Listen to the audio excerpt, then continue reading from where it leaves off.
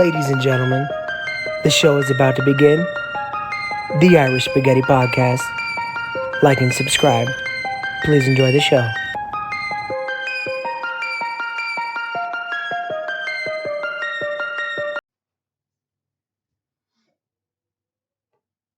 Ladies and gentlemen, welcome to the Irish Spaghetti Podcast. We're your hosts, Billy G, Nikki P. Welcome, episode 7. I'm excited, man. Lucky number 7, ladies and gentlemen. Lucky number 11, baby. Lucky number 11. 007? Yes. 007, Bond, James Bond. No, Mr. Bond. I expect you. Hello. Always a classic. I just slap a woman across the face. Well, yeah, sometimes you gotta give them a little slap. Give him a little slap.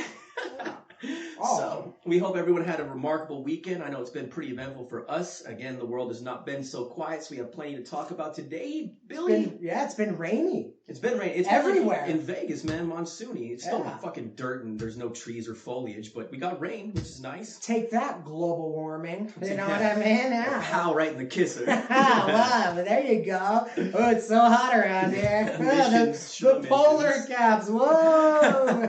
Here comes the river. Just to wash us all away. Complete and utter denial. Just throw it away with nothing. Just go against every scientist out there. There's a tsunami forming on horizon as we're saying this. There's some fucking plate down in the ocean cracking right now that's about to murder 100,000 people. A world-ending tsunami. And I'm sitting in the middle of the Sierra Desert going, oh, it's not bad down here. What was that movie where they had the world? Was that Every movie ever? No, it was 2012. 2012. John Thank Cusack, you. I forgot baby. about that. Yeah, I love John man. Cusack, man. I don't. You know what? And it's funny because right around 2012 is when like all of those movies are coming out, like the Final Destination stuff. I don't like the close call every scene movie. What do you mean every scene? Like, oh, the bridge dropped, but your car just got on time. Now you're in a plane. Uh-oh, the birds came across the plane. You're going to Well, how exciting would it be if they have plenty of time to escape? Sully Sullenberg in one of those way bitches, in the background. Hit the bird, bring that shit down. You know what? I like movies that surprise the shit out of me. I like when movies, when I'm watching a movie and out of nowhere, like a real main. I'm not talking about like somebody that they're associated with, like a real main character dies, and you're sitting there and you're like, it's 20 minutes into this movie. Like there's like, a lot. Holy shit! Yeah, what just happened? You know, not a lot of them are brave enough to do that because that, you got this iconic character that's beloved, and you're like, whoa. One of the first times I ever saw that happen was in a movie called Executive Decision. Everyone thought it was going to be a Steven Seagal movie, and he dies in like the first scene, and it's like Kurt Russell after that. Do you remember that movie? It sounds like the greatest movie ever. Where Steven Seagal died. And that was at the peak of Steven Seagal, like, mania, if you will. Like, everything he did, and we were all loving it and all that. Now we know he's an insane basket case, but at the time... We all thought he was just a normal guy that did a kid. You're like, hey, man, you know what? He's some martial arts master that could whip ass. I don't know why everybody's so jealous of him. Like, let the guy live. And then meanwhile, what a basket case. Oh, he's crazy. Dude, what a basket case. He's one of the most delusional people on the planet Earth. I told Anderson, I said, hey... You go out there, you do the kick. You do the kick. And Anderson says, oh, okay, I go out do the kick on Shogun Roy. And he's like, dude, he takes full credit for Anderson Silva nailing that toe kick. Now think about this. It's hard enough to land a kick on like one of the world's most elite fighters, but to land it on your toe to where the guy's entire conscience leaves his head, snaps out of his mind, comes back into his head, and then just crumble like a cookie. In a real world scenario. Yeah, and then if the praise isn't like done enough, all of a sudden some guy comes out that did a good movie a while ago, and he goes, I told him, I said, you do the kick. It's just you gotta work on that toe defense. But I really do like, I like Steven Seagal when he trains people. Talk about so if you've ever done any type of boxing or mixed martial arts, when you're just training, they tell you go about 30%, pulling your punches, when you're wrestling, speed and everything, This dude is 110 at all times. If there's anybody, he hurts everybody. Dude, yeah, like, and he he's giant. Spars with them. Yes, and they're not giving any resistance. He's still just taking full advantage of that. Like you see him all wincing in the videos. you say some 25-year-old from Massapequa and standing in front of Steven Seagal in some weird odd moment, and Steven Seagal's just wailing on him with his giant fat dad hands, just beating the shit out of him. They keep letting him do it over and over again. I want to bait him into a session with me where he comes and he tries to do that, and then I just like don't go with the script and I just fuck his day up. And just bam. Yeah, where he's like, I'm gonna do like an arm lock. He's like, give me your arm, and then I just punch him in the face. Well, do you know? Like, I don't pull it at all.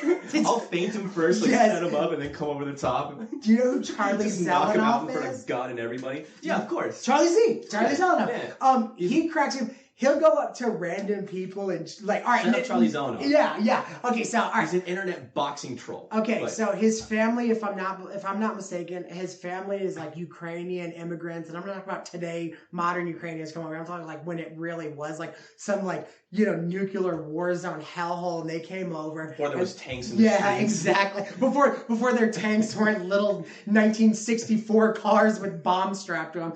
So his family comes over and they have a little boy named Charlie Zelenof, and they say, all right, you know what? I think this kid's going to really make something in the big United States. Like, let's do it. This dude is a maniac, total psychopath. So he has, all right, first of all, he does, balls. Yes, and he has a hell of a right hand. I don't know about that. Dude, man. he does. I just watched him get his ass beat by professional boxer after professional. Clearly, he's disturbed. Like, it's not even just that he has balls. He's obviously a little bit nutty. Like, it's not like they're all having fun in this community with this guy. Like, he really pisses them off and then gets his ass whooped. It's almost like some weird S&M thing where it's like he wants to get punished subconsciously. I don't understand what it's some kind of like mutilation psychology. He claims some outrageous record like 300 and stuff like that. He's delusional. But it's basically everybody that he comes into contact with. But it's funny because him and his old man, they go to different gyms. And when I say gyms, I'm not talking about Johnny Tacos or Barry Boxing or Freddie Roach's gyms. I'm talking about like,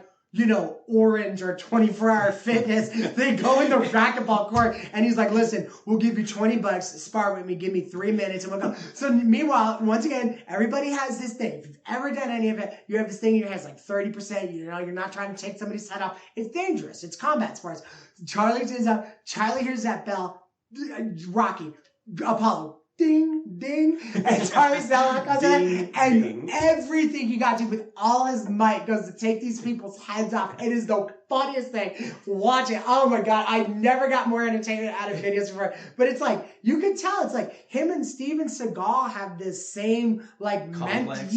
But Charlie Zelenof really getting his ass whooped, and he seems to be enjoying it. Whereas Steven Seagal likes to bully people in a one-sided, they're not going to do anything back to him scenario. But watch the one where Charlie Zelenof gets his ass teed off on by Deontay Wilder. Oh my he's God. Fighting the heavy at the time. This is before Fury. At the time, he's fighting the world. Think of the how hardest hitter in boxing history. He went on social media. He called Deontay's daughter a retarded N-word. Right? I don't remember that. No, he sure did. Why do you think when Deontay's entire team was holding him back, there was nothing. Deontay Wilder was walking through everybody, security, his coaches, his PR team, walking through them like they were nothing, still tagging Charlie's dog. His dad, his tiny little Ukrainian dad, sitting there like a bomb just went off in the cafe as he's sitting there eating some crumpet, and all of a sudden a bomb goes off. He's like, he's like, and he sees this monster walking over to his son, just keep tagging him and tagging him. He's standing over him, and he's like, it's not over yet. Like he's just like he's leaning down, standing over him, like still like teeing off on him and talking Listen shit. to what he says. He goes, you ain't gonna go on social media. That's right. You ain't gonna call me the N-word. You ain't gonna call my daughter the N-word. You ain't gonna call her retarded. Bam! Bam! Just hitting him with the Wilder shots. And once again, dude, what formula is that? We love it. When big mouths talk to professionals, and that's it. 100%. And there you go. We love it. You love to see it. But dude, people. That's why I'm saying this guy's clearly sick, though, because he called out knowing that was going to be the response. And it's not like Charlie Zelenof is even a world-class fighter, let alone even a heavyweight. He showed up. So it's like you call out. It's like if I just started talking shit to Francis Ngannou. Yeah. And you know what I mean? Knowing that he's going to come whoop my ass and being like excited about the prospect of that. It's not like he's only done this once. He's been doing this for decades. Yeah. It's crazy. Well, it's one thing. He is demented. I would love... Come on the show, Charlie Zelenof. I would love to talk to your crazy ass and see what's going on. Oh, God, wouldn't he be great? Dude, what kind of cogs are firing up behind that mind? It's crazy. Not only that, it's like, you can't call him a troll. He is a troll. Well, dig this. You got internet trolls that go on, and you're never going to see them. They're faceless. They're nameless. You got Charlie Zelenof, whose YouTube name is Charlie Zelenof.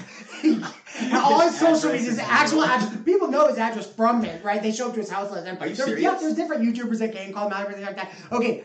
Deontay Wilder's in town. Let's say I'm an internet troll, right? Deontay Wilder says, I will meet you. I know he's about it. You know he's about it. He's Deontay Wilder. He professionally does exactly. That. I'm going to tell you this right now. That's when it stops, because you're a troll and you're like, holy shit, this is getting real. Like, now I'm not just being this little faggy on the camera. It's getting real.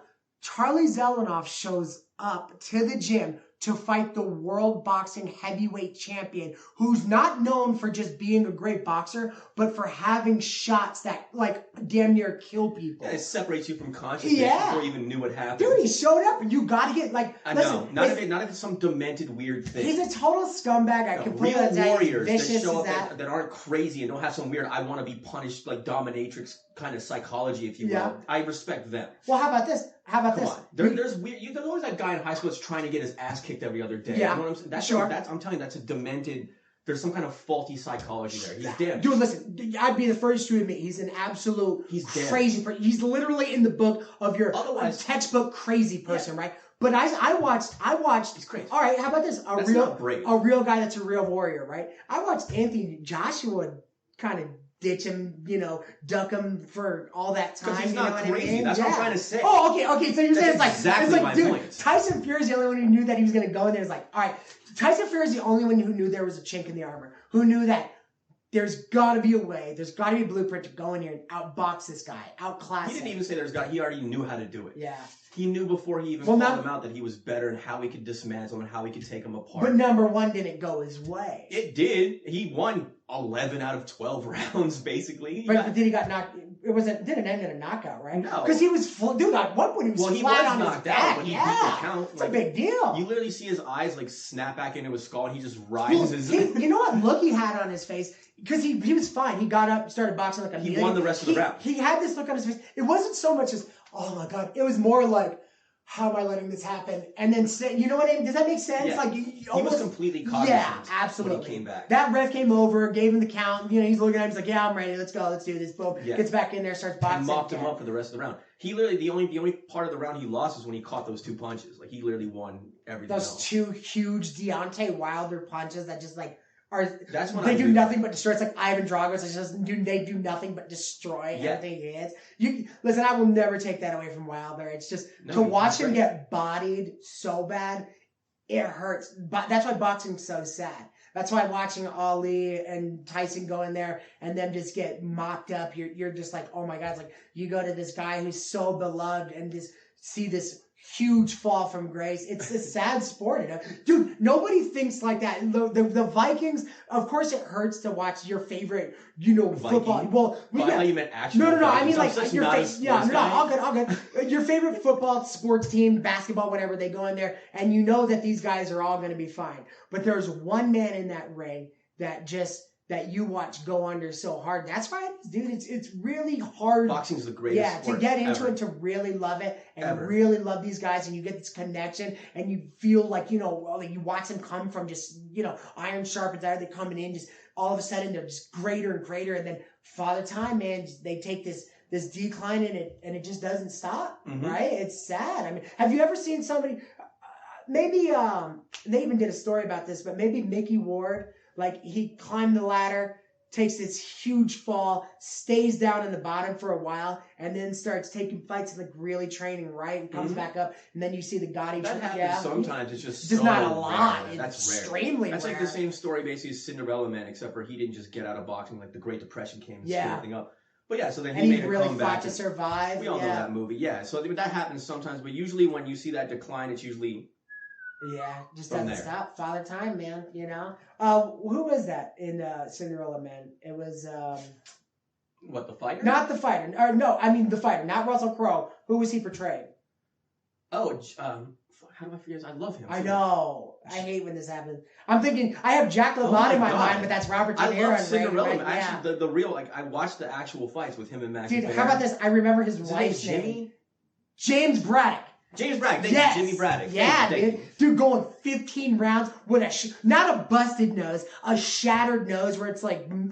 He's a tough bastard. Yeah, your ribs are all broken, your small and big ribs are both broken, your kidneys deflated, and you're in like round 6. And then with these horrible gloves made out of leather that came from some dog, and you're just going to town to such pain. You know what I mean? Oh man, what warriors, dude? What warriors back then? Oh, they were crazy back then, man. Yeah. You gotta watch a guy named Henry Armstrong. You ever see him fight? Douglas Armstrong. Who's Henry Armstrong? Henry Armstrong is an old school fella. Like, we're talking like 30s, 40s, somewhere around there. African American gentleman. I want to say he was a middleweight or a welterweight, but his thing was he would just start throwing punches and just dig his forehead into the other guy's chest and just keep. And he had a great technique. It wasn't like he was just a bum, but this guy would throw punches for all 15 rounds nonstop. He was like a machine that never ran out of batteries. Was that his game plan? Just never stop? The Diaz brothers ain't shit on Henry Armstrong. It's crazy when you see it. 15 rounds. Just it's drilling. Unrelenting, nonstop, bottomless pressure. His thing was like, I'll break you eventually. And he was one of the greatest fighters of all time. And if anybody questions how hard that is, do me a favor. Get your stopwatch. Go to a heavy bag and punch for 1 minute. Just 1 minute of nonstop punching. See how many you get off. See at 57 when you can't breathe or lift your arms. There's a reason those guys are so conditioned. All right, I'm gonna say. Should we move to a not fight talk? Well, wait. One more, okay? This is starting right. I'm gonna say something that every white guy has, okay? Because I've heard this from everybody, okay? A little dick. I can just hear everyone out there just coming up with derogatory everything, you know? My grandfather fought, my grandfather fought Jack Dempsey. What? Yes. Are you serious? Yeah, but I mean, you know. Dude, that's so Isn't dope. That everybody? Everyone's grandfather didn't Jack Dempsey fight everybody, you know what I mean? But not everyone fought him. Yeah, but I don't know. I just heard that story so many times, so you never know the validity of it. You know what I mean? Well, I mean, you can just look up his record. It's not like there's not a list of his opponents. Absolutely. But I'm just saying, it's one of those things. Like, I remember, like, my grandmother was black. It just reminds me of that. Like, my family told me, like, oh, your grandfather fought Jack Dempsey. And it's a big deal, and of course, you know what I mean? I just heard that from a lot of different families. I've heard that from movies and shit before. You know what I mean? Jack Dempsey. Okay, so all right, because you don't want to do fight talk. I know you're off. No, I love doing it. My problem is that I love fight talk so much that this will become a fight podcast, and no one who's not into boxing and MMA is gonna even want to watch. They're just tuning out as we say. I can talk about boxing and fighting all day. All right, I'll tell you what. To change pace a little bit. All right, so Nick, I talked to you earlier. You're a fan of art, right? Oh yeah, I do. I do love art. Yeah. Okay, so the Embrace was unveiled in Boston. Standing at 20 feet tall, 40 feet wide, inspired by moments after receiving the Nobel Peace Prize of Dr. Martin Luther King hugging his wife, Coretta Scott King, with the arms locked tight around each other. So now this thing's been mocked since they unveiled it. The truth is... You might be aware of it already. Yeah. It looks like a big-ass hand job. It looks like two hands holding a big giant cock. Like right in the middle. Like the hands are holding it. And it's like, holy shit. Could you imagine being one of those mighty Bostonians, watching your tax dollars go to a giant held cock? Do you have a picture of it? We do. Holy shit! We do. Like, get ready for this. I've never seen anything like this. I mean, sure, we've seen waste. I've seen plenty of fucking waste of money. We talked about the bronze bomber, and now we're going to talk about the bronze boner. Exactly. Sitting right in the middle of Boston. Oh, all right. On your way to the garden, you're going to go see some big, huge cock being held in the middle of some park. Are we ready? Where's the zoom? There it is. Sorry. Here it comes. Whoa! Oh my goodness! What you got in your hands there? Look at it. Yeah. Oh, that's fucking horrible. Jesus. Ugh. What? It's not even flattering to look at. Oh, that's so ugly. So artist, so it's really weird too. The guy's name is Hank William Scott. So you'd think he'd be a country singer, but he's some fucking new modern art guy. Dude, it literally looks like it's two hands on a giant curved cop. It is. I don't look at it like nothing else. I don't want to hear anything else. Every angle you look at it, maybe if you were standing on, like in a helicopter, you could at least see all the hands, so it would make a little bit more sense. But no matter what angle you look at it, you go to the other side, it's the same thing. It's two hands holding a 360. You can't see all the way around it. Yeah. Like even this looks like the tip of the helmet. It looks like that lady's literally about to walk in somebody's asshole right now. He got shit out. Yeah. So horrible. I mean, there you go. There you go. They make decisions for you. You know, forget that was $10 million. Do you realize that? Forget potholes and new programs for people and stuff like that. Let's spend money on this. A giant cock being held in the middle of some park. It's just silly. And why is that bracelet there? Like that makes no sense. It's a pearl bracelet. It's a pearl necklace, but it's on this wrist. I mean, is he doing this on purpose? This is hilarious. And dude, when you do a hand job and it does go on there, that's a pearl bracelet. That's what they call it. I forgot to bring us into the shot. We might have just talked about this for 5 minutes and we're not even on it. Yeah, whatever. Jeez Louise. Well, no, I don't think they got to see it is my problem. You mean we were just sitting there talking about it, laughing at something that they weren't watching? That nobody could see. Yeah, I think so. Let's pull it up anyway. Here, I'll show you guys real quick. Sorry, sometimes I make mistakes. No, but just what a waste of money, dude. And it's so funny because, like... So what I did was go, oh! This is so awful. There's the bracelet. There's the helmet there that we were talking about. Well, God, that's atrocious. You know what's funny, though, is... All right, now we see the money that they spend on this ridiculous thing. They were talking about how California's in trouble for all the money that they borrowed for the unemployment, right? To extend unemployment benefits. Mm-hmm. They borrowed $750 million, right? And they were like, yeah, that really broke it. They're in a $22.3 billion deficit right now. So the $1 billion, less than $1 billion, that went to the people, that went the other way, mm-hmm. that went helping people, that actually people needed because they shut things down. They bring up that like that was just the biggest issue, the biggest waste of money. I just think of shit like this. It's like $10 million is nothing compared to the $1 trillion they just signed over to nonsense. Yeah, I don't think $750 million is that big of a deal anymore. It's just not. It should be. It should be. But we're talking the one way that it swung the other way, like where it was going to the people. Like you had no excuse, but you have to give it to the people. It's like, people don't have jobs. You're shutting this thing down, mm-hmm. so let's give it. And they were talking about like, oh, this thing crippled us. This thing crippled us. Okay, so that's $750 million. Let's call it a cool bill just for argument's sake. So the other $21.3 billion that they're in the deficit with now, what happened? What ridiculous social programs mm-hmm. like paying for migrant families that, you know what I mean, because they want to call it a sanctuary city. What else happened? Like, I mean, all this silly ass programs that they got going on in California, and a lot of these. It went to uneaten sandwiches, apparently. No. Well, that one's New York, but I'm saying, isn't that just odd though? It's like, that's what got you in the hole, was that money. Not $500 million to Afghan gender studies or anything. Shit. The real shit that actually matters. I'm just saying, it's like, it's so telling, like how they'll blame you for, why, oh, well, we're going to have to make some cutbacks. We're going to have to do this. That he had some weird $2 billion plan that he has to chop off the board now. This is why climate activists are mad at him and stuff like that. It's like, I'm just saying, it's like literally Gavin Newsom gets up and he gives a speech about why they're in this hole, why his second term is looking kind of grim because, they're going to need a lot of cutbacks and stuff like that. And I just couldn't believe when he said out loud that, we had to use a lot of money for the unemployment benefits. And it's like, what? That's outrageous. All that crazy, spending that you've been doing. Most of it went to corporations and businesses and things like that.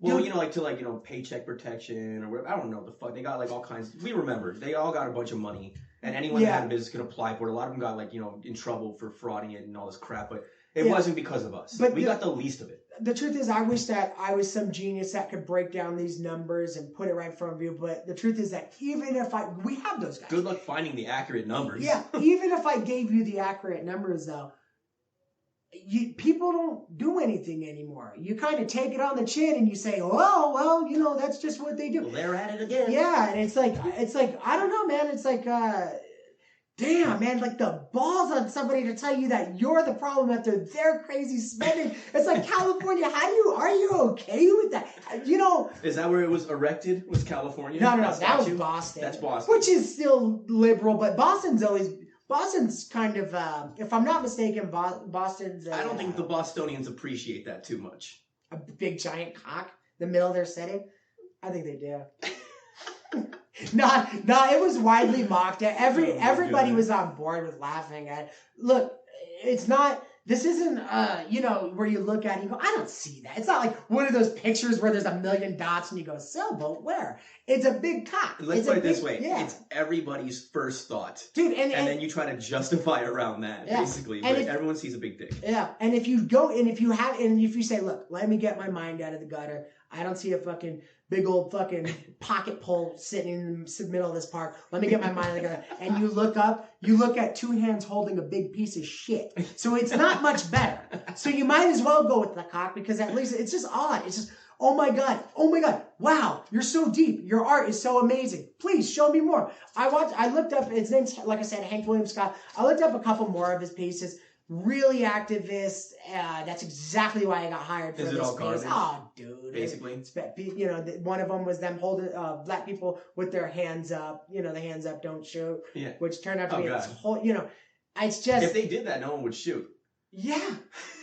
I'm sorry. I'm just saying, is that instructions or is that art? Nick, where'd you get that lab coat? Wow. Oh, man, you got a pocket protector with this one, too. Whoa, man. Like, you got a pocket protector. How about this? No matter how you feel, I'll tell you right now, I know this. I wouldn't hire some white supremacist to put a statue in the middle of Boston or anywhere for that matter. I don't think anyone with clear and obvious bias should be putting up public works anywhere. Why would you but go? Then again, like, how do you know? How do you get? Well, because you look at his past work. You hire an activist to make your country look better. That's the silliest shit I've ever heard. Obviously, there's an underlying problem with this country and this guy's beliefs. And you're going to tell me that, what do you think? Why do you think he made a big giant fucking black cock sitting in the middle of two hands? Why do you think he made it like that? Maybe he's projecting something. I don't know. It's like, maybe it's a big fuck you to everybody. And he gets to laugh because you just gave him $10 million where we could have did anything else with. Anything else. I'll make a better sculpture than that. I'll put a big old fucking... That's his legacy. He's going to be telling his grandkids, he's like, can you believe they gave me $10 million for this shit? This actual shit? I'll tell you what, I'll do a big brass Larry Bird head. The ugliest motherfucker that ever picked up a basketball. I'll do a big head of his in the middle of the park. Like, that Larry Bird head. That stroke face. He wanted a ring, I wanted a ring. I'm the hick from French Lick. He wanted a ring. And I told him, I said, Mike, we're going to go out there and we're going to get this. And we played. Now give me $20 million. No, yeah, exactly. With your stupid weird back, your big question mark shaped back, you weirdo. Your question mark shaped. He's from French Lick. It's odd enough. Oh my God. Well, anyways, they rolled out that hug of shit. I can't believe it. There's that. Whatever. There's that now. Are you really surprised? That is part of our reality now. Oh, hold on. I want to get your opinion on this. Okay. So last couple of shows, I mean, in fact, I think maybe 3 out of 6, we talked about, how they're doing shows these days and the tones and the messages that everybody's sick of hearing and everything else that comes with watching TV today where you got to feel bad. The second the credits roll, you turn it off and you go, wow, I am a giant Like it can't just be entertainment. It has to be like social preaching and agendas and nonsense. Let me give it up to HBO Max right now. They have a couple of those on there, but the Last They did a good one. Wow. They did a good one. Chef's bravo. See? Let me tell you something. Credit where it's due. Absolutely. And let me take it a step further. They race swapped a couple. The main character, I think it's Joel. The main character, he was a big white cowboy in the video game. The video game was fantastic too. Off subject, but whatever. So they adapted into a TV show. And because it's a wonderful story. Everybody agreed that even anybody who played the game understood it was a wonderful story. So okay, make it into a TV show. We used to say it was like playing a movie. Yeah, exactly. Branch out, get a little more. My God, did they do such a good job with this? Pedro Pascal plays Joel, Latino fellow. What a performance! His daughter is this little black girl in it. My God, what a performance! Let me tell you something. The race swaps meant nothing at the point because some stupid messaging in the dialogue wasn't slapping you in the mouth. These people were just going in there and acting their asses off. And what did I get out of that? An amazing experience. I will watch every episode that drops on HBO Max. I will turn on Sunday nights, I believe at 6 Eastern time, whatever, so 9 year, whatever. Amazing job. Just we wanted to bring that up because sometimes we complain about stuff. We don't want you to think that we're complaining about stuff just because it's cool to hate stuff. We want to tell you that there's hope. Look at this. Here you go. Here, take steps like from you this. see it. Yeah, That's all. You can do a good show without Just make having it good. with whitewashing everything. Just make it good. Absolutely. Care more about the writing than the boxes you're checking off, and I'll watch anything. I don't care. I don't think care it's who's in nothing it or to what me. they care, as long as it feels natural and it's about the entertainment and like, you know, making the story good. I don't care. Otherwise, it's when they do the preaching shit and it's obviously constructed, it's obvious propaganda, and it's obvious that it's trying to like tool your mind to think a certain way and have a certain perception, and you're trying to program all the people and the youth and all that, and it's blatant. It's a very surface that it takes me out of it. I can't be entertained because now I'm not in it for the story. I'm in it for the stupid school teaching that they're trying to give me. Yeah, and it's not a PowerPoint presentation. It's a fucking movie. Like, let me be entertained. Absolutely. And if you have half a wit to realize what they're doing, the immersion is gone immediately. Dude, it's so over the top usually. You see the message that they're beating you over the head with, and now you can't concentrate on anything else. Now the entertainment aspect is gone and gone forever because you're sitting there and unfortunately you have to, but you're sitting there going, well, I see what they did there. I see what they did there. And you know what? Instead of having a good show and they can say, relax, just watch the show. Instead of them doing a good job on the show, they're going, see what we did there? See what we did there? See what we did there? So now we got both of us going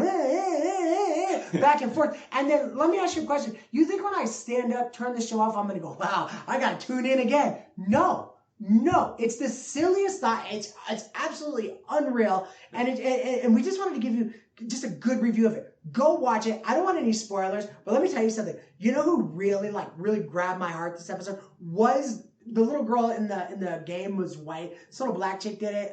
English actress. I'm sorry I don't remember her name. It's absolutely terrible that I don't. Wow. Oh my God, dude, you love her. You love her. You feel for this kid. I'm not going to give any spoilers because you have to see this. But let's just say like something hits you real hard. You're just, what a performance. Wow. Oh my God. Bravo. And she deserves all the credibility and all the jobs that she's going to get from this point on. She deserves everyone. Oh, dude. Amazing. I'm like, at least do a really good job. Don't just get cast because you're whatever demographic X, Y, Z, and like you just fit this profile. Like, give us a performance. Entertain us a little bit. That's what I'm saying. Like movies and TV used to be about the story. About being in service of the story and drawing you in and making you forget that you're watching something fake, suspension of disbelief and all that. And it takes you on a ride, and by the end of it, you're like, oh my God. And then we had documentaries and other things for the other shit. Yeah. But somewhere in between, like, they got muddled together, and it's like all propaganda. But apparently they're coming across the other side with this. Well, The Last of Us. I always go back to, all right, so Batman Returns. Who's the blonde chick that did Catwoman in that? Michelle Pfeiffer. Okay, Michelle Pfeiffer did, like, oh my God, like, she's great. Yeah, greatest Catwoman in history. And this is where I always go back to this with the whole race swapper thing. I wanted to see Halle Berry win in the Catwoman. I think it was like 2000, 2001. I wanted to see it. It was so shit. And even she knew. She laughed at it. It was a bigger piece of shit than that statue. Exactly. Even she thought it was absolute shit. She knew. And, you know, we were all rooting for her. But that's what I'm trying to tell you. It's like I assure you, I don't have some bias that doesn't allow me to watch, you know, people of color do good things. Like, you know, listen, no matter what you think, no matter how we talk, how we call it, how we see it, no matter what you think, I'm telling you that's not in this. We'll turn this camera off. It's the same thing. This is, I'm going to say, like, what I don't like is this. I don't like how they do stuff blatantly and then dare you to say something about it. They're like baiting you in to be like, oh, like Velma, the Scooby-Doo thing. And everyone's going to be like, why is she not? And they go, oh, you're fucking racist. I was like, no, you're baiting me. You created it so I have that reaction. And then you're going to try to use that to force the social agenda on us and push it even deeper. But it's obvious. It's obvious that you're baiting and you're trying to get that out of us. And you know what I'm saying? It's this big filibustering game they play. Stop already. Because you say, I don't like it. And you say, you don't like it because you're racist. No, it's because I know you're fucking with me. That's all it is. No, I didn't like it because Velma was shit. Stop trying and to Last of Us was great. So what do you have to say about that? Why can I sit here and watch Last of Us, who had actual amazing people doing amazing things in it, and they could never bear to watch it because not only did they not stay true to any Scooby-Doo lore, but it was shit. You know what it reminds me of? Again, I'm back to Sopranos. I'm still on this. I love Sopranos. Do you remember Janice, Tony's sister? Of course. And she's the massive game player. So there's the episode where in The Sopranos, like Tony's sister Janice, who's like just an angler. She's always like pretending like it's one thing, but is really trying to get something out of it, and that's her spiel more or less. So there's one episode where their mom dies, and then the Russian lady, the mom gives her like the record set. Yes. And she wants it back because she knows that it's worth a lot of money, and she can take them and sell them on the internet and make a ton of cash. But she makes it all about being like, I have an emotional connection to my mother's records, and it brings me back to this time. And she's trying to play on her heartstrings just to accumulate these records so she can sell them and take the money. And that's the whole angle. And everyone sees right through it like glass. And that's what we don't like. It's like, it's not about the records and the emotions. You just want the money. So when they make these shows and these series and all this stuff, and then they're like, oh, it's not about the agenda and about the propaganda. It's just because this is like, this is how it's supposed to be. It's like, no, we see what you're doing, and you're trying to convince us that it's not what you're trying to do, and we're reacting to that. Yeah. I didn't say that very well, but you get what I'm saying. I get you. It's a whole bait and switch with a message. We know what your intention is, and we see it, and that's upsetting because it feels like you're trying to like push us and manipulate us. And then when we get mad at the manipulation, you call me a racist. Well, yeah. So this show was good because it was good. They put a message in the middle of a bear trap, and then when you don't go for it, it's because you're the issue. That is insane. Yeah, it's insane. So and by the way, like a little ray of sunshine, if you will, right? And by the way, didn't Janice end up getting leg up? I haven't seen it yet. Oh, dude, I'm about to spoil it. I haven't seen it yet. Dude. Okay. Shut your whore mouth. Get out. I'm trying this right now. Ladies and gentlemen, this is the last episode of the Irish Spaghetti Podcast. Dude, I need a new part. I'm going to tell you this right now. If you ruin the fucking Sopranos. Dude, you think I would ruin the fucking Sopranos? First of all, you ruined The Sopranos. You were supposed to watch that shit 20 years ago. What the fuck are you watching it now? Who the hell's going to say, hey, you ruined The Godfather for me? Hot take, ladies and gentlemen. Check out The Sopranos. Yeah. Hey, have you heard that new show, The Sopranos? I think it came out in 99. Dude, honestly, James Gandolfini's cold, fat corpse is already decomposed in worm food right now. And you're telling me not to spoil an episode? So are you fucking kidding me? You're saying James lost a few pounds. Yeah, but giving his fucking big fat... Yeah, Gandolfini. We have a situation. We have a situation. By the way, the list, right? We have a very difficult situation. You sound like Gandolfini and Leno. It's always going to go back to Leno. We have a very difficult situation. So the little Leno. And I told him, I said, you want... No, I can't do it. Fuck it. I'm not going to try. You know who I like? Polly Walnuts. Polly Walnuts rules. There's a scene in there. Did you hear what I just told him? Yeah. And then he repeats the entire thing. And then the one he goes out. So, hey, Sil, when did you get your first blowjob? And he's like, I don't know, a couple years. He goes, who was the guy? Turns to Tony, he goes, hey, son. I said, hey, when did you get your first blowjob? It's just the entire story back there. And by the way, cold-blooded killer that you fall in love with. So funny. Oh, God, I love pretty sure Polly Walnuts in real life actually was in the mob, that actor. Yeah, no. You know who was connecting? It wasn't Polly Walnuts. I'm pretty sure. I saw it today. Do you know because all that shit's coming with my feed now that I've been watching it. The fat guy. Now, he might have been connected with the pussy. No. The other fat guy. Polly Walnuts. No. The goofy one. I don't know if he's in your season yet. Bro, I'll look this up. He drives Tony around. Keep talking. Tell you, he drives Tony around. Polly Walnuts. With the what's his name hair? The like the skunk hair, right? Yes. Exactly. Yeah, with the skunk hair. No, and, Nick looked it up. It wasn't on there. It wasn't him. It was him. It was him. It was him. There was another guy that I remember watching like one of those 30 for 30s, and he was connected too. So maybe a couple of them, man. I mean, you know what? When you could look the look and walk the walk, dude, Tony Cicero looks like a goddamn mobster. Obviously, he was one. Yeah. Dude, that fool is like your quintessential, like, wow, like, who's that guy? He's like, dresses real sharp and stuff. Like, he's cool. Man. He's got the whole aura, like the vibe on him in general. But he's great. I love it. I remember I first saw James Gandolfini in True Romance.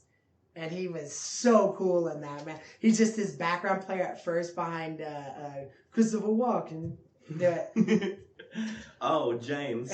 Oh, James. Gandolfini. And he just gives this smile like she'll touch son. Then he winds up beating the shit out of Patricia Arquette a little later on in the movie. Oh, yeah. But he was so cool. He was so cool in that, man. And you wanted to see him win. Sure enough, Tony Soprano, we've had this argument before. To me, greatest mob boss ever. I agree. In cinema history. I'm not even at the end yet. I already agree. 100%. He's just so hard. Because I'm the motherfucker that calls the motherfucking shots. And he's looking at Richie Aprile. Richie Aprile, this dude's sitting here on set, and he looks at him like, holy shit. Like, you kidding me? He was such an intimidating presence. Like, when the way he got in their face, like, looked down on him, and he's just this big guy. You know what? He's right in their face. What a he's the greatest. You'll see. It's the greatest. And then you see the human side of it. He's almost like childlike sometimes, like playful, and he's got a big heart, like just a lot of nuance to him. Just a brilliant portrait. Michael, well, he goes to his therapist, and he's like, he has that like Lorraine Bracco. Karen, you have a whore in your building. We do it every time. Hello, is this the landlord? You have a whore living in B2. Get your own goddamn man. I have to admit, I love it, man. Me and my ex used to laugh at. I have to admit, it turned me on. He had like made her hide a gun, and we'd say that all the time. We go, I have to admit, it turned me on. It's so stupid. Do the Ray Liotta face when he's walking back across the street. I love this. We used to do this at work. So after Ray Liotta, he goes gun butts in the face. This guy fucking walking over. Ray Liotta looks like literally like he's about to go do his fucking perp walk, for the Gambino crime family. And Ray Liotta walks up to him, gun in hand, held in it real tight, walks up to him like this, and the guy goes, by the way, this rich little affluent fucker looks at him dead in his face, and he goes, what do you want, fucko? He doesn't even say anything. Beats the living shit out of this guy, and Ray Liotta. He does this 2 times in the movie. Once after his wife, and then once after he goes like this. He goes. Dude, that walk, his shoulders. Oh, dude. Give it to the camera, the face. We used to do that at work all the time. Dude, if there was ever like that's right, motherfucker, I'm the man. That's like I think that's what he was like giving, like, you gotta do improv. He had that beautiful burgundy leather jacket. Oh, dude. Oh, my God. Oh, that jacket, dude. Man. Like, if you weren't going to wear a suit, you would wear like an $800 Italian leather coat. Mm-hmm. And it was real thin cut, like the European cut. And when you wore those, that was like the off days when you weren't wearing some fucking beautiful silk with like a pocket scarf and stuff like that. You had that beautiful leather coat on. Dude, Ray Liotta fit in this thing like a glove. Mm-hmm. It was unreal. Pulled it off so great. It's funny watching Joe Pesci wear him. He's Joe Pesci, which is the greatest ever. You know what I mean? He might be the greatest mafia character of all time. Maybe Joe Pesci. Well, I still say Gandolfini for any outside of Tony. Mob guys. Yeah, outside of him. I call him Tony. He's not even James Gandolfini anymore. He really is Tony to me. And you know what's so funny? It's like Joe Pesci. They could not have written a better role from it was all based off of real people, and they could not have written a better role for him. It was suited him perfect, suited his attitude. He was small, but he was fearless. No matter who was in the room, they feared him a little bit. The only one that didn't fear him that probably should have would be Billy Batts. Yeah. You know what I mean? Well, Billy Batts was supposed to be untouchable because he was a main guy. He's a main guy. Sure was, man. He took that oath.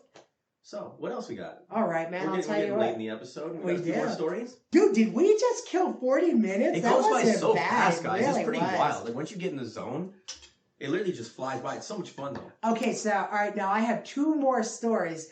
I'm going to go to the last first, and if we need the last one, okay, because it gets a little politicky. But all right, you tell me this, okay? Politicky? Yeah. All right, so if you haven't heard, the winner for the $1.35 billion jackpot sold in Lebanon, Maine, still hasn't come forward. 1 ticket, people. 1 ticket. You take taxes off of that, which is absolutely despicable, but you get about $700 million after taxes. Dig this. $700 million after taxes, which is still literally life-changing basically for everybody. You're in the top 0.02% of people ever. Overnight. You go from sitting in Lebanon, Maine, watching for deer to walk by and under some stupid tarp in the middle of fucking February, you're freezing, you're fucking oh wait a minute, I'm going off. Hold on. You're sitting there watching deer go by, and all of a sudden, bam, a fucking bullet. Yeah. Did you tell me? Did you give a fuck what kind of pants he was wearing? My cousin Vinny. But all of a sudden, you're on a yacht, in the south of France, popping champagne, overlooking like this is the life. Come on now. Now, people are saying that he either lost the ticket, or they don't realize, or it was an outsider that bought it and still has a car. Because we're talking about a town with 3 traffic lights. Nobody's come forward. Everybody was ripping apart all their stuff, and obviously you got passerbys. This isn't like... How many days has it been? 3, maybe 4, maybe a week. All right. Like just for fun. Yeah. Just for fun. I'm gonna make a prediction, and then you got to make a prediction. Okay. What do you think? Can I go first? Absolutely. What do you think actually happened? I think that it was an older person that bought that ticket, and they fucking died, and they haven't found them yet. Okay. They're gonna find them dead in some apartment with like 700 cats, and that ticket's gonna be right there on the coffee table with a obviously like 3/4 of the way smoked Newport cigarette. Yeah. It's like one of those. The Newport's next to the oxygen machine. Yes. Where you walk in and that nicotine smacks you in the face. And the cats have been eating their dead body for like the last week. So and you look at that antique furniture and just want to vomit. It's all floral patterns. There's just a coffee stain in the middle of one of the pillows. You're like, what is this? Old reruns of Johnny Carson are still playing. Jesus Christ. Linoleum floors and wallpaper. All right, that's a good theory on it. I think they're dead. I think that somebody was passing by who didn't really even think about the Powerball ticket, but might have saw a line for it and said, all right, I'll grab a couple tickets. Out of sight, out of mind, maybe put it in the bag, grabbed his mellow yellow and his stupid bear claw. Mellow yellow. Eating it in his Prius as he's trying to, hold his phone up for his map and stuff like that. He stops by he's been divorced 4 times. Yeah. Like, you're painting a morbid picture. Yeah. Stops by he's on the road, so he stops by like Glenton, Kentucky or something like that. He cleans out his car. It's like, Cheetos and shit on the seats. He goes over, he sees the paper, he picks it up, and he goes, yeah, right. Throws the ticket away, scoops the rest of this shit. Guarantee they have to start the Powerball count over again. Is that your Because they only official can wait. prediction? That's literally my official Because prediction. I think that if you buy any type of gambling scenario, ticket, doesn't matter what it is, like your mind's going to be on that day. You're like, dude, on June 4th or whatever, I'm going to find out if I'm a millionaire. You're not going to forget that. You're not going to not check that. You don't think like yuppies and stuff like that just like, Well, I'll buy some. The guy We're talking about portray, maybe. Like, that guy sounds like a mess. Listen, out here, right? I'm telling you this right now. I would cancel my daughter's recital if I thought that my guy was going to win and I was going to win some money. Yeah, man. You know what I mean? But I'm a degenerate gambler. I think you are too. You can't put your mindset I'm not like a degenerate gambler. I'm a degenerate gambler. I won $800 the other day, ladies and gentlemen. Let me tell you something. We went after work every day. Let me tell you something. We would walk to our cars and we'd be talking and just having conversations and we'd make like $300 and we'd walk to our cars and remember we'd gamble everything and we'd be trying to talk and I would look at him in his face and he would look at my face and we'd realize we just spent every fucking dime we just made today. Everything, every person bitching about how the soda was flat and their burgers overcooked. Literally, the rewards I gained from that are gone. It's all gone. But are you like a degenerate gambler? Like, I did all that shit, but I never missed a bill. I never didn't have food on the table. I didn't have it's not like I didn't have any walking around money. It was always like recreational spending.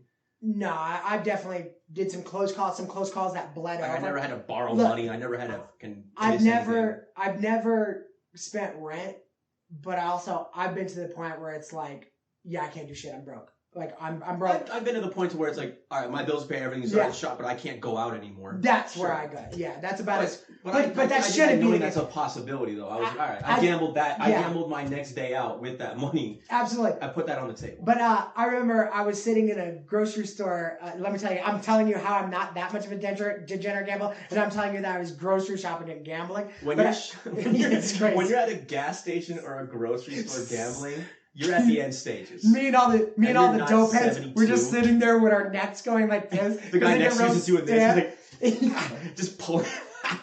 Just keynoting that just one gapped out of his mind. Nah, you know what? And I remember I saw what it's like to not be a degenerate gambler. So I'm playing. I won 200. I hit 4 2s when he kicked us off up, and I'm playing. I'm like, well, I'll take it down 100 and then I'll pull. Now take it down 100, then I'll pull. To me, that's good because now I'm still up. People that aren't Vegas so loaded. So you hit the max bet. So you're betting about $1.25 4 twos with a kicker, so that's 4 twos with an ace, 2, 3, or 4. It just gives you extra money. It's just all low numbers that'll give you. So I hit about $400 plus the money that I have in there. So I'm like, okay, great. You know, it's double, bunch, so a little bit more bonuses, 4 of kinds. So I'm sitting there, I'm like, great. So I'm like, I'm going to spend 100, which I don't. You always spend up more than your minimum, but I spend 100. But you at least, you know you're going to walk with more money than you came on with, which in my mind is good. I look across the way, and this guy puts in a 20, and he hits 60, and he starts talking to the cashier, and he goes, well, 60's good. I made 40. I better get out of here. And he leaves. And I'm thinking in my head, like, dude, that's like just getting started money. Yeah, you know what I mean? That just pads you up so you can get an actual win. Exactly. And what a loser. Well, that's what I'm saying. He kept his money. In my mind, I'm like, that's what it must be like. He's a loser to us. Exactly. He's actually the winner. I'm like, why don't you just that's hilarious. Do me a favor, why don't you just throw it in the gutter, you fucking douchebag. Dude, what are you doing? But that's in my mind. But in his mind, in his reality, not only does he have the 20 that he came in with, but it was all a gain. Everything that he did. You know what I mean? He tripled his money. Yeah, like that. Couple minutes out the door. Boom. He's dead. He's now having a better day no matter what. When I could get hooked, because I'm telling you this right now too. We've all, especially like people who actually gamble, we've all done this too. I've hit before. And then you take it down because you reach this point where you're like, shit, now I just got to play. Now you're back at investing into it. You put too much money back, and now you're like, well, I got to get my money back. And then you wind up blowing the whole thing. As soon as you start chasing, walk away. Go. Bye. Goodbye. It's the worst. Losing money sucks. Losing money when you didn't have to and you felt like a winner 5 minutes ago, there's no worse feeling. No worse feeling. You're just like, because now you're beating yourself over the head. Like, you accomplished what you started off to do, and now it's not there anymore. You just had it, and you yourself took your earnings and went, nope, and just tossed it right off the plate. And you're just driving home just like, I should have cashed it out when I had 600. Yeah, sure. I'm driving home and I'm going, fuck you, God, banging on my steering wheel, driving real close to people to like start a road rage incident. I go into like some place, somebody be's real nice and everything. Tantrum. Yeah. Just taking it out on everybody, family, everybody. Stomping around like a child. Exactly. Just absolutely losing my mind. Why? Because I shit the bed and I don't want to sleep in it. That's literally the only reason I don't want to do it. It's insane, but that right there, dude, that was like so, like, it was so inspirational. This guy went, I remember seeing smile on his face, smiled back, left. Okay, thank you. I remember seeing you a lot of the times. You'd get off before I did, and I would see you because, all right, so when you walk out of our restaurant, you would go left is to the casino and right is to the parking garage. Yeah. So I'd be in the restaurant, I'd be looking out, and I'd see Billy make a left, and I'm like, all right, I'd look at my clock or whatever, maybe an hour would go by, an hour 45, somewhere around there. And then I would see him walk into the right to go to the parking garage, but his body language, his demeanor, everything, his shoulders are down, his head was down. You didn't even look into the restaurant to like wave goodbye. You would just mope walk across, and I was like, Billy lost everything today. Dude, yeah. The next day we would talk about it. Because imagine walking by the restaurant that you just went through hell making money, and it's gone. Oh, dude, and let me tell you something. An hour walking by, I just lost some money. Everything. That sucked. An hour 45 meant that I was actually up at one point and then still lost it. I'm telling you, it's the worst fucking feeling. God. That shit was terrible, man. And dude, it's hard to be like mature about it. It's hard. You know what I mean? Yeah, it is. I mean, look at gamblers, man. They're all like children. That shit, it fucks your mind up over time. Dude, you're not supposed to, it makes you bipolar. You're not supposed to go, I'm going to kill myself. Yeah. Best day of my life. I wish I was dead. Yeah. You're not supposed to do that for 20 years. Well, and now that it's like, we worked in a casino where we saw real hustlers. We saw people who segued and spun this into not only a life, but a career. I used to have it's not a good life though. Yeah, I used to have the host come in with like our top tier gamblers, 7 stars, and they had to spend this minimum of some crazy amount of money every year. And they'd come in, and when I first started in that business, I go, ooh, time to make some money. Here's the big spenders. Let's make some money with them. And I started to notice they would come in and they would order a Caesar salad with no protein. They didn't even want to spend $5 extra on chicken because that $5 could go to another hand at their table. They're the worst. They literally would come in and they would scoop the plate, the salad off the plate, scraping it into their mouth. To keep themselves alive. Exactly. It wasn't even like they were trying to dine and like take a break. They were just like, I haven't eaten in 48 hours. It was literal survival at this point. And I'd see the host come in with like some people from like,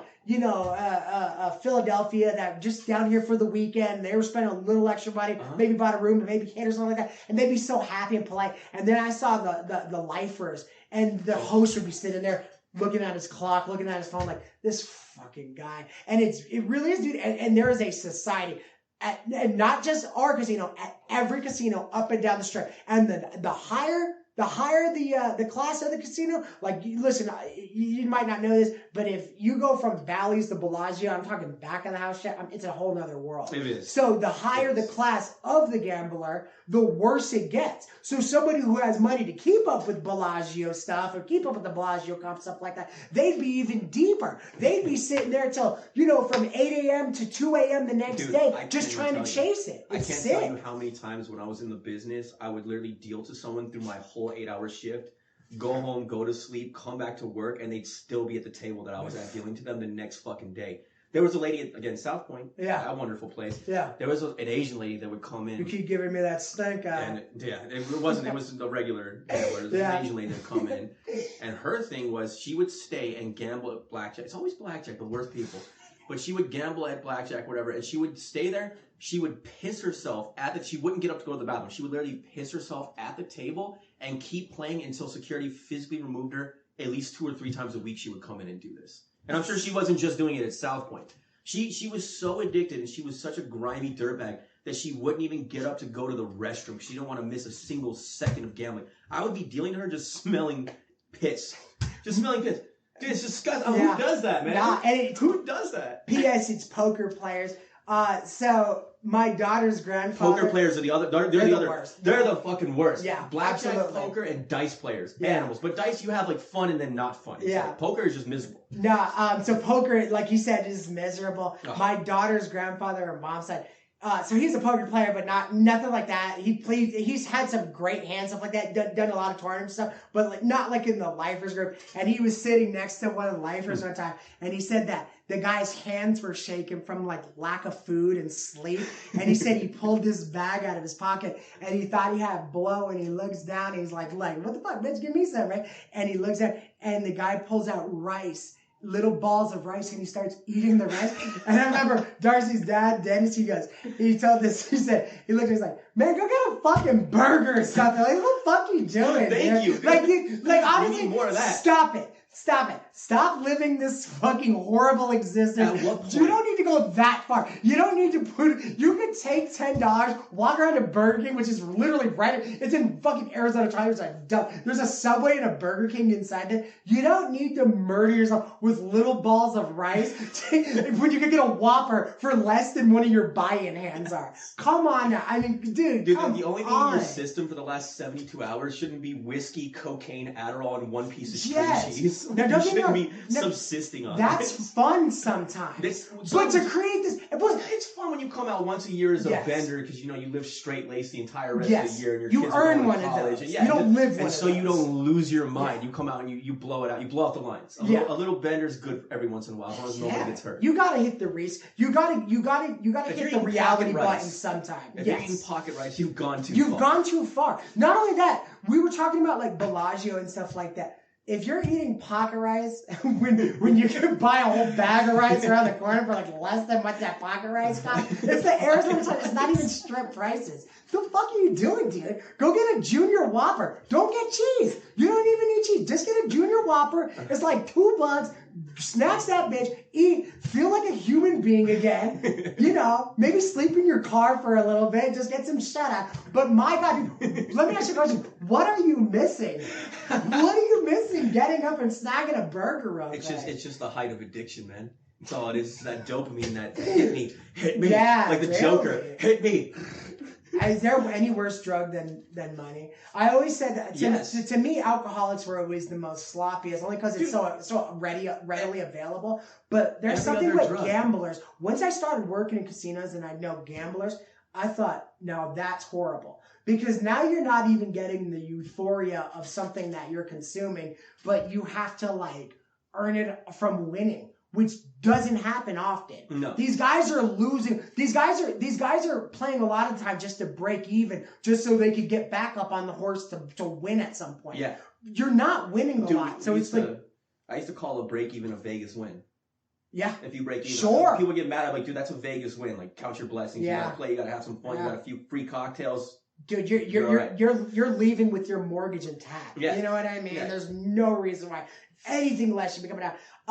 And do you know what would make me sick, dude? Is we'd also play like Buffalo and stuff like. Once again, it was just like when you work like 5 seconds away from these machines, stuff like that. Sometimes it's cool to go home with an extra G in your pocket. Don't get me wrong, it's fun. Yeah. Especially when it goes. It is a great time. It's just it's really hard to ride that tightrope walk and not ever tip into like problem. Yes. You know, but it's a great time. If you could do that and you can actually be responsible, it's a lot of fun. And yeah, some of those like that $800 I won the other day, like I feel great. I'm riding a high right now. It's fantastic. You're right. You're constantly skating on thin ice. You just gotta be careful. And that can get addicting too. You know what I mean? Because you're like, now you're in the game and you're like, holy shit, I'm on a streak right now.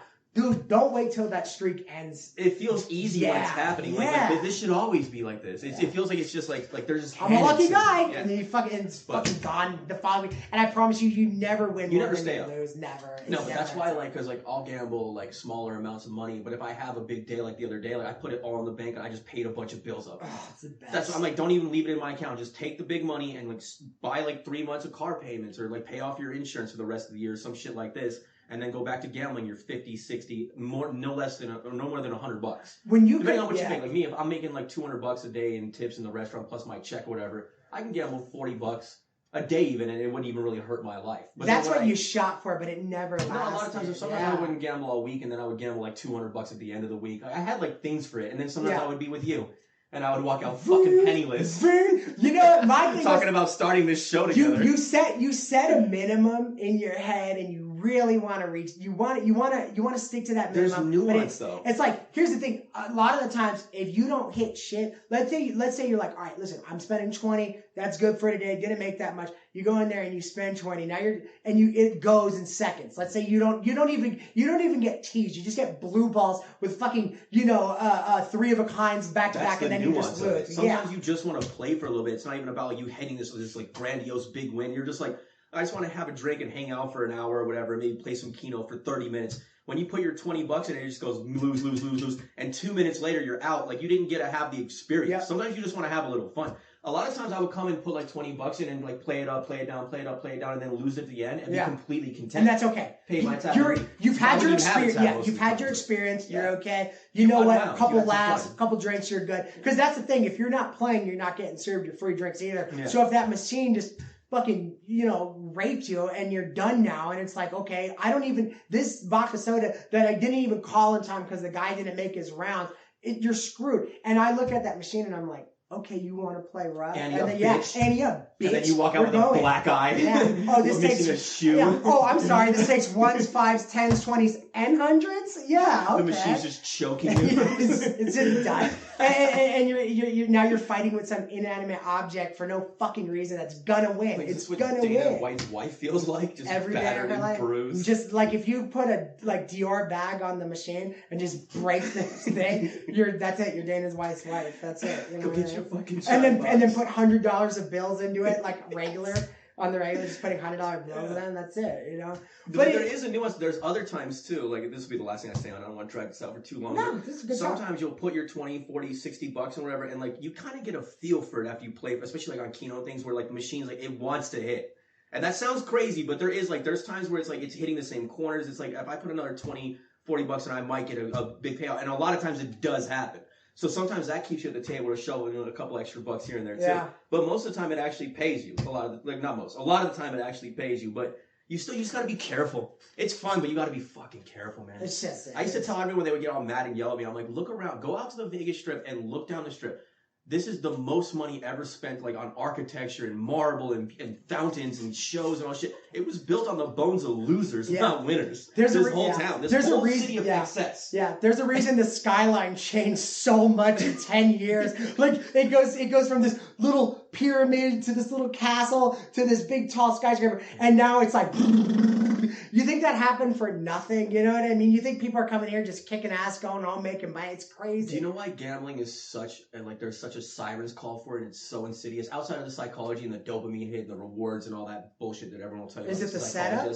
No, it's because a lot of people are playing for, like, it's the idea of the release of pressure from life, of like freedom, of like not having to work the rest of your life and not having to stress about your bills and, you know, and like having that peace and having that nut and retirement. People are playing for that more than they're playing for anything else. That's at least for when I go to play, I'm like, dude, if I hit $1,000 right now, do you know what I mean? Like, my solve all of my problems, all of my, and I wouldn't have to stress day after day, and I wouldn't have to pick up extra shifts or go fucking sell fucking plasma. Meanwhile, you're here. picking up extra shifts because you spent your money. But that's what it ends up. I'm saying, like, you get so bad. The carrot gets dangled, like the promise of like this glorious future gets, and then you go for that, and you end up worse than when you came. And that's where it's. You have to be aware of these things. It's insidious. Well, again, and the consequences are just so much more. Like if I drink too much, I make a fool out of myself. If I spend all my money, I'm fucked. You know what I mean? Like, remember we talking about the mob favor, where it's like, hey, we're gonna give you this on the front end. You're living the dream, and then all of a sudden, that's gambling, man. It's on the front end. Now you're in debt. Yeah. Neither of your kids are going to college,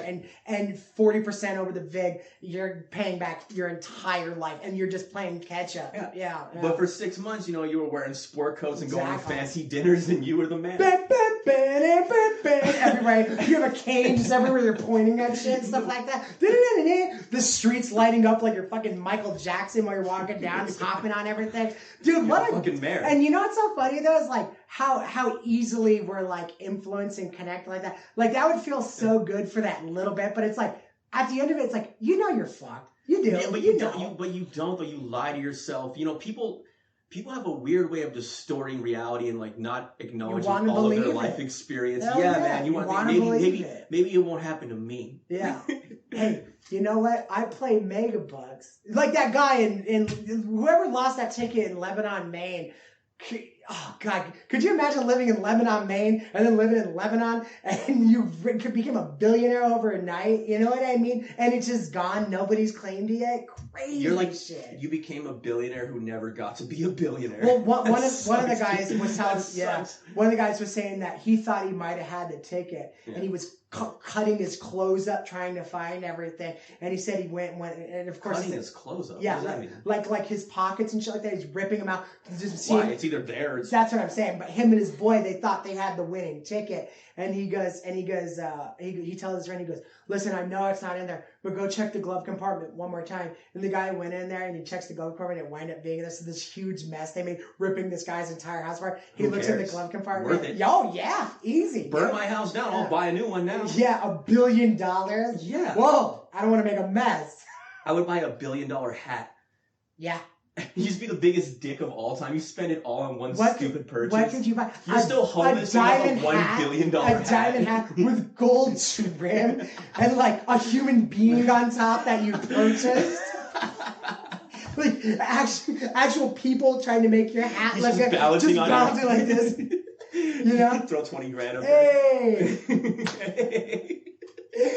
Yeah, you know, you walk into a club and they go, no hats. And you go, oh, sorry. I can't use this here, you know? Oh. You're like, he's with me. Yeah, oh, this hat? Your hands are shit on exactly, you know? Lincoln with this pussy ass long top hat. What would you buy with $1 billion? With $1 billion? Well, you get $700 million after tax, but what would you buy? Honestly, I mean, it's going to sound boring because I'm kind of prudent and responsible, but I would get a reasonable house that I could pay off. Okay. In a place where there's not property taxes. I would buy some land. I would create a balanced portfolio of stocks and bonds. I would keep a lot of it in cash, both in the bank and out of the bank. I would pay off my car, something solid and stable. I would buy myself a wardrobe. That would be a frivolous thing. That would not crazy. Like I'd spend whatever amount of money on whatever wardrobe. But I don't think it even hit a dent. That's what I'm saying. You know what I mean? And then I don't have frivolous or not. I don't want. I would rent a yacht, but I don't care. This is the thing. All right. Yeah. So you actually brought me to one other point. So like people have this weird thing about like yachts and being on a boat, and you see the fucking music video, and it's, they're so expensive, and not private jets. They're so fucking expensive. Private jets all day. I would love to travel. So that I understand. If not, I would charter it. Maybe I would buy that because that makes sense. Not so I can go on fucking on Twitter and look at my jet just because I want to go to Italy and Greece and, you know, that would be nice. I like the freedom of that. Okay. But, so the yacht thing. So everyone has this weird perception of yachts and like just girls and like titties and champagne and like people are just like doing blow and all shit. The truth is that you only see like 20 minutes of the yacht party experience. Most of the time, it's just you on a yacht just sitting there with like a cheese platter. It's just, and you're just like looking at each other like, the same shit that you could do on like a motorboat. How much can you do? Like, it's not, a lot of the time you're just sitting on a fucking yacht. You're playing poker below deck like normal. It's not that big of a deal. So I've never been like the big yacht guy. You got to come up with some stupid name of it, like Lady Luck or some stupid ass name, and you're just fucking scraping off SS my sister's ass. Yeah, you're scraping off what is that stuff that builds on the bottom? Algae? No, what are those? Calcium deposits? What are those things? They have teeth. They look like teeth. Like urchins? What the fuck are you talking about? They build on the bottom of boats. Do you know? Say it? Barnacles. Barnacles. Thank you. You're scraping off barnacles on the bottom of the boat. Our live studio audience is helping us out. Barnacles. You know, and honestly, it's a pain in the ass to own a small boat, let alone own a yacht. And by the way, there's no you point. need a space for that bitch somewhere. So now you pay yacht club spaces. You know what I mean? It's just this endless cash flow. And honestly, man, even like if you're gonna live on it, fine. If you want to make a mansion on the sea, still you're an asshole. But at least you're utilizing. How often are you going to get down there? You're not some big, you know. You're right about that. You're not going to be wearing a captain's hat every day, completely naked. Everyone has to call you skipper in your personal life. It's never gonna. It's never gonna. You got to like really have like sea in your blood to like want to do that. I don't want to be on the ocean every day. After a while, you look around and you go, "There's water. There's some water. There's some water." I mean, after that, it's like, all right. The pirate's life for me. Yeah, like we're floating. Great. Yeah. So, all right, here's another one, too. A lot of people fuck this up. They buy, like, estates that you need a whole staff to run. Yeah. That is the dumbest rich people thing. Unless you, like, have $100 billion. Like, there's no earthly way that you can spend that money fine. And if there's even a remote chance that you can end up back in poverty or even middle class, why do that? Yeah. Like, if I hired, like, so I actually planned, like, if I became rich, I know what I would buy. But it's all, like, functional. It's not, I don't want just, like, I don't need to have like $100,000 in service every month that I have to pay on like landscapers every day and all this and all butlers, everybody cleaning. That's dumb. And people like live in the house with me. I want a personal chef like how a boxer would have, where they cook you like really high quality food, you know, and they feed you like really nutritious, something like that. I want a personal chef, and I want an assistant to handle all the drudgery bullshit that I don't want to handle, like paying bills and talking to companies and all crap and setting up like an assistant. An assistant and a chef. A staff of 4. To run your day-to-day operation. I would like a drive, and that's just because I like to drink, and I don't want to drink and drive, and you know, for shit like that. Yeah. Or like, so like I have someone come in like from the airport, they can go pick them up for me. But if that even starts to cut into my bottom line too much, goodbye. I'll do it myself. I don't understand. Like, you don't need an entourage and all this bullshit. I think if it seems, estates are dumb. Yeah, I think if it seems silly that you can't even clean your, if you have to look and go, I can't do all this work just to clean your own house. Like my house like you need a team of people doing it. Why? What do you need? See, I would have a really nice, modern, badass place, but it doesn't have to be 1 million square. That's dumb. I don't need a giant estate, man. Like, how about like no bullshit, like a 4,000 square foot beautiful house? That's all anyone ever needs, man. What else? City, where you want like beachfront property, something like that. I was thinking mountains. I want a handful of places because I like to be connected to nature. I want one on the water, no doubt. You seen Ex Machina? In the woods, no doubt. Like a log cabin the woods, I like this. Well, I want like extremely modern, like almost like a house made of glass in the middle of some woods that I own. That's like everything's super modern. You know, hot tub, all the lights and stuff like that. Like I'm taking this right out of Ex Machina, but how that guy had it. You know what I'm talking about? He don't.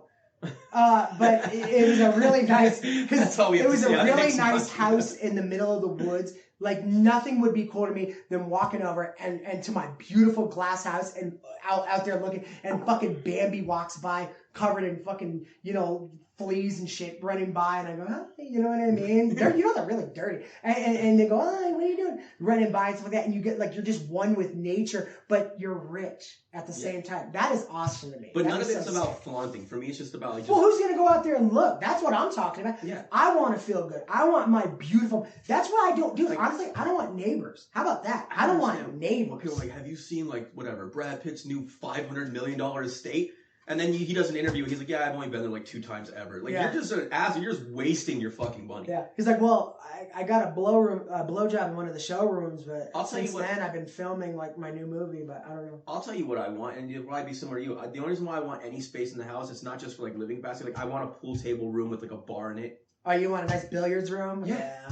That's why I want a library. I want a reading room with like a big fireplace with like properly placed seating for like conversation with like, you know, like a globe bar, like a Scotch bar with like a bookshelf in the back or whatever. Just a room where I can just think, meditate, just be at peace, read books, be quiet, no electronics in there. I want a room like that. Like a bonfire room with one of those giant couches, a square couch that everybody can sit around. Yeah, like a speakeasy type room. Yeah. And then I want an outside like atrium area where there's like, you know, like foliage and plants, just so I can sit out there and enjoy. It's all about like just me just being in rooms I want to be in to enjoy. I have peace, a meditation room. I don't need a giant estate of shit, dude. It's not. Well, mine, you would pass like the bonfire room. You would pass the kitchen and have a nice island in there. You would pass this bathroom, like Roman, you know, women statues and stuff in the bathroom. You go a little further, move the arm wire, not sex, just 10 men all fucking each other. You're like, why? Dude, it's all nice and there's just 10 men. The whole place smells like shit. One guy's got a ball gag. He's like, fuck the door. Hey, get out.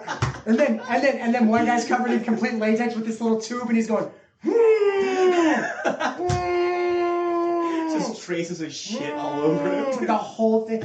Some guy's shitting in his breathing tube, and he's like, "Can you shut the fucking door, please?" He's got like deer antlers. Okay, so yeah, that room's there, but shut that room. Now let me tell you. You ready? You know what I'd have? You walk in there. Oh god damn. And there it is. The Irish Spaghetti Podcast Studios. Oh my god, with this 100%. Amazing, dude. I'm talking about how much modern beyond modern, like nicer than I like Joe Rogan's, but Joe Rogan's a little rustic for me, like the wooden. I think wood's tacky. Maybe I'm weird, but I love wood. Yeah, but just like super modern, like these lights and stuff like that all around, like just gorgeous, soundproof on all the walls and stuff. Oh man, I love that. Everyone asks me, like if you had like a bunch of money, what would you buy? Outside, I'm talking about being like mega wealthy. But honestly, if I had like whatever, if I had like $2 million, I would buy a really modern high-rise condo. Nothing. That's not crazy. I'm not talking about like $100 million, 9,000 with a bowling alley. I'm talking like Palms Place. Yeah. Where it's literally just a 1-bedroom studio, really nice, like, you know, marble countertops, all that shit, nice appliances, but it's not a big room. Like just me up there, floor to ceiling glass, living room, bedroom, bathroom, kitchen, done. I'd be more than happy with that. And I want a building because I want the service that comes with it. I want a concierge downstairs, take my dry cleaning, you know what I mean? Like park my fucking car and all that shit. But that's not like over the top, like drug dealer level shit. You know what I'm saying? No. Dude, honestly, it's very much obtainable. You know what I mean? Within reason. If you make a good enough living, it's very much obtainable. You could be a doctor and have that life. You know what? Comfortably. You want to hear something? The world's most expensive high-rise in New York, they cannot take it off the market. It's stalemate. It's sitting there. It's $13.9 million. And the building's so high that when the whole building or one unit? No, the top floor. The top floor is like 3 floors. Is the top floor like one thing or is it like one thing. No. One. So the top floor is the entire thing. You're getting a 4-way view of the entire city over the Central Park. You know, the beach. You see all 5 boroughs from it. Not only that, it's so high in there. It's one of the newer high rises that they just built. Like I know you haven't been back. I haven't been back there forever. I guess somehow they're still building places there, but whatever. It's been one big rich exodus. Like a lot of the rich people moving there because it's just so dangerous to you. But I assure you can't. If you could stay in that apartment, you might be safe, fine. But you walk downstairs, you go anywhere. You're not going outside. Right. You don't check a walk in the park anymore. It's basically like shuttled in and out. Absolutely, and it's true. Well, so it's this 4-way thing. Can't take it off the market. Dude, it's so high in the air that helicopters don't fly that high. So while you look down, you're watching helicopters below your skyline. That's so dope, dude. Yeah, that is the most baller shit I've ever heard. Dude, it was ridiculous. And then there was this room, like you said, like the meditation room. Yeah. There's this one where this window, and it's just this like wicker, you know, like swing, and you're sitting there, and it just takes on. Basically, the sun like reaches in your window. He opens up your window and goes, "Hello there." Shuts the window and then goes back and goes. And starts signing. That's what it's like to be rich. That's what it's like to be that rich. He's like, "How you doing there, Mr. Goldman? All right. ting! He like hits you with the wing, shuts the little window, and then goes back, sunshine. And you know what, dude? You're so high that you're above clouds. There's a stage behind you with the Raisin Bran guys. So it's not raining on you. It's literally not raining on you. You're above clouds, dude. So you're just sitting. Is that whole crazy? Thing is magical. What you're describing, dude. Yeah, it's unreal. But I mean, you honestly, dude, you got to go. Well, I could live up there, but I'm gonna die down here, so it doesn't weigh out. I'm gonna steal a page out of my brother's playbook, and this is one of the fucking funniest things I've ever heard. We were talking about the same. We all fantasize about being rich and shit. Who doesn't? So his thing was he wants to skyrise the floor ceiling windows, but what he wants to do, you're gonna love this. He wants to make the floor ceiling window that overlooks the street where there's like passers-by beneath a giant magnifying glass that doesn't burn him, obviously. Yeah. So he looks enormous. He's like, I want to look like a god to these people. So when I look down, I have like a 50-foot head. Like, I just look like the Wizard of Oz, like a god. Yeah. Walk with a loudspeaker. I'm just gonna look down like a giant cup of coffee and just like stare at him. Tremendous loudspeaker talking, go, hello down there. He's like, so passerbys just look up and see him. He's like Zeus in the clouds. Didn't we say that we want to teach a hawk to like throw a sandwich out to like in the middle of like the homeless people, and then the hawk catches it right before it reaches them. They never get it. They never get it. The hawk comes in, or like things of money, and the hawk goes down there and snatches it before they get it. Leather fucking arm thing. And that fucking thing's terrifying. So you're sitting there going, all right. It's like a griffin. You put the blinders on as carefully as you can so it doesn't rip your fucking hand off. This care package of cat, and all the homeless people are. This is so fucked up. As you're tearing off the sign that says, ha ha ha, gotcha. Just putting it away because you have money. Oh my god, dude. Just evil. That's evil. Honestly, I think that's how we look at it. Mouse. Yeah. There you go. Swing that fucker. You have your little letter opener, you stab it in the pen, and the mouse's chest pull up and go, here. We literally just became falconers just to torture homeless. Just to torture homeless, yeah. Just to take hope of give and take hope I would do the 1,000 hours to become licensed just to do that. Oh my god. Dude, honestly, every day I go like this. After I did the money in the sandwich, I'd take my ear and I'd go like this, right? And I'd hear, what? That's hilarious. Oh my god!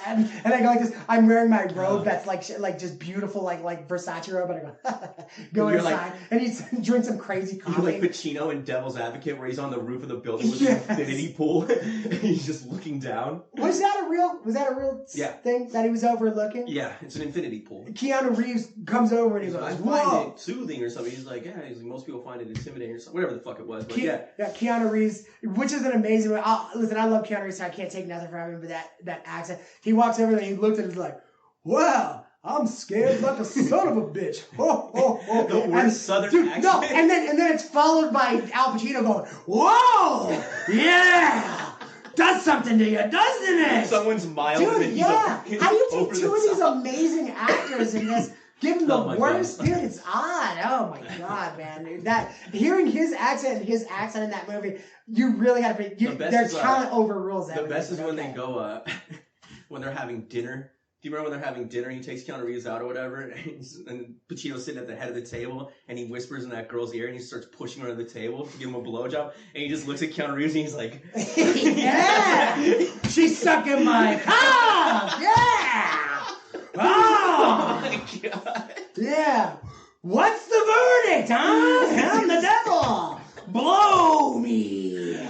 Never let them see you coming. Yeah, and then they go cut, and the girls are still blowing, but Pacino is going, whoa, she's still going. Wow. Yeah, Goldie Hawn never did this. I'm just trying to eat my peas and vegetables.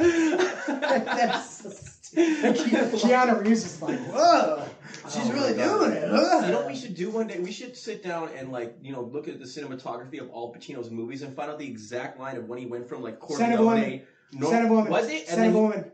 He did that. Was it? He did that Southern accent. That's when the next movie he came out with, he was a whole different guy. Godfather 3, he had a Southern accent. We're like, wait a minute, we know you. You're Michael Corleone. Why are you talking like that? I don't watch 3. I just. You pretend. Can I tell you something? Hey, if I tell you this, right?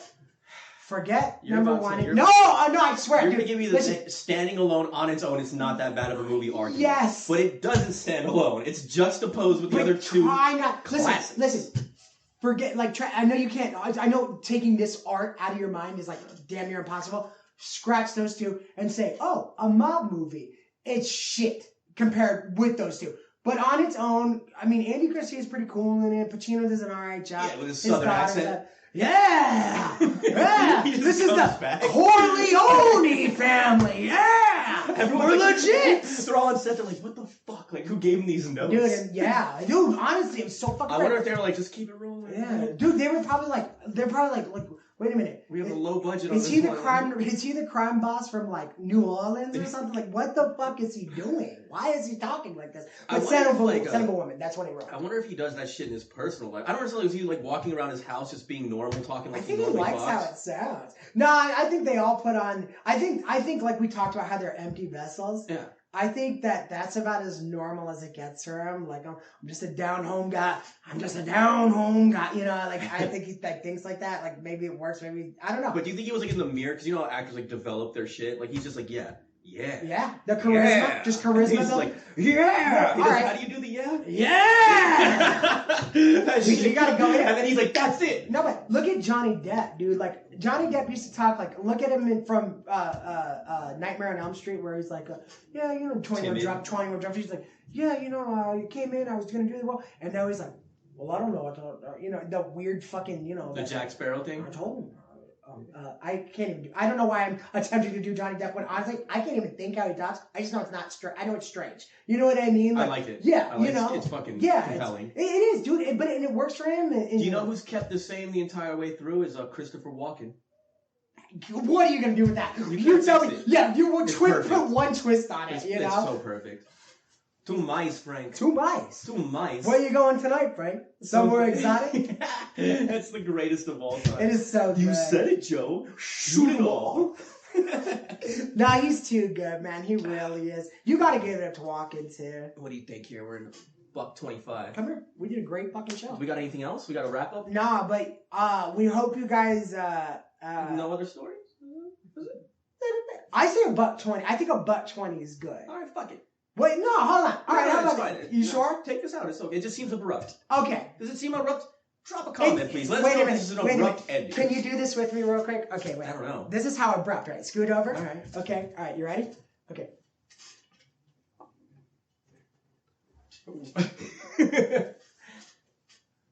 Wait, what is this?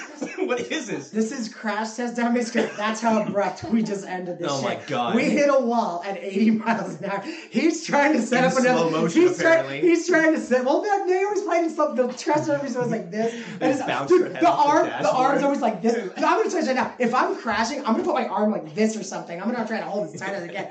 But he's trying to start another story, and I'm like, yeah, let's get the fuck out of here. It's just... We had no ending for that. But I'll tell you what, look... you have my word, man. I got a good story next time. No, it's all fine. I just didn't know if we had anything else. He does all the show prep, and I just kind of come in fresh and react to it and everything. But anyway, ladies and gentlemen. Wait. Do they want to now you're the one stopping. No, wait. No, I gotta ask. It's your show. No. Do they want to talk about Joe Biden? Do you want to talk? I don't want to talk about Biden. What you mean with this confidential paperwork just being sprinkled throughout his sitting entire next to a Corvette? life? They got FBI agents raiding Mar-a-Lago like this fucking guy that they just found a body, and Joe Biden's like, oh fuck, I didn't know those were Dude, he doesn't know what he's doing, man. No. I just picture him like walking around the freeway just like by himself with cars just flying past him, and he's like in a bathrobe. Did you know that doesn't know where the fuck he is? There's no, in the history of presidents, there's no visitors log for his house, for the White House. There's no visitors log. Why? to hide the 15 neurological scientists that have to go in there and go, this brain isn't right. What the fuck do you want me to do? Young Frankenstein added something abnormal. That's gold. What happened? Dude, but it's absolutely sick. I mean, the double standard's just there. He's got...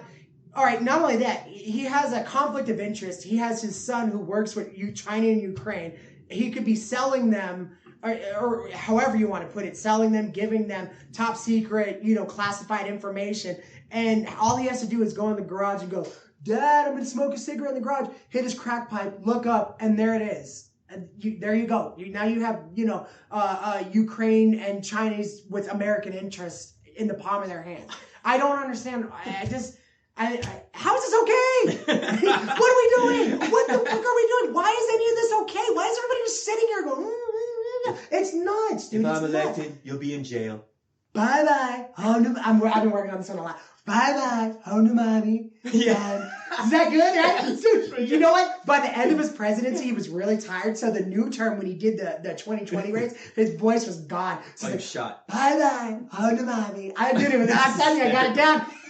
I've been working on that like crazy. And it doesn't say, bye-bye. Home to mommy. Have you seen this? I just wanted to get it to Zelenof. Dude, it always veers right into Leno, dude. It veers right, crashes, and sets Leno on fire. Leno, how's your face? Yeah. Huh? Oh, this burns a little bit. Oh, Mom, my huge chin is on fire. So fucked up. Dude, it's sad. And by the way, my Leno change is like this. I really do hope he's alright. I really like Leno. Man. He's a good dude. Dude, he ran the greatest, in my mind, I mean, whatever you want to say, Carson, whatever. I think he ran the best Tonight Show in history. I think he went out there every single night with fresh material. He could do the best one. Made it fun. Made it exciting. Had great skits. And also, I know this is a good comic. Yeah. First. Well, it was clean. Yeah. But he was a good comic. Yeah. Like he had chops. Absolutely. And he wasn't afraid to go out there and try new material stuff, and it worked. And his delivery was impeccable, and it was family oriented too. So he'd go out there, he'd have the dad, mom, brother, sister, nuclear family laughing their asses off for 2 decades. And bravo, fucking bravo, honestly, by all means. He earned that. Now he's stop clapping when I start? Now he's under some 1936 Gestapo mobile set on fire, going, get me out of here. Fucking Harvey Dent. It's so fucked up. He's just flipping a coin in his wing of the hospital. What did they call you down there? Jew face. Instead of flipping the coin, put that one in your pocket. Oh, whoa. That's hysterical. No, that's staying unedited, ladies and gentlemen. Bye-bye. Goodbye. Snowy from Michigan. What does he have to say? Ladies and gentlemen, Nick. Episode 7. Episode 7, baby. Tomorrow, we did it. Don't forget to like and subscribe. Any support is appreciated. We appreciate you all. We'll be back with another episode within the next couple of days. We did it. Teaser's coming. Snowy.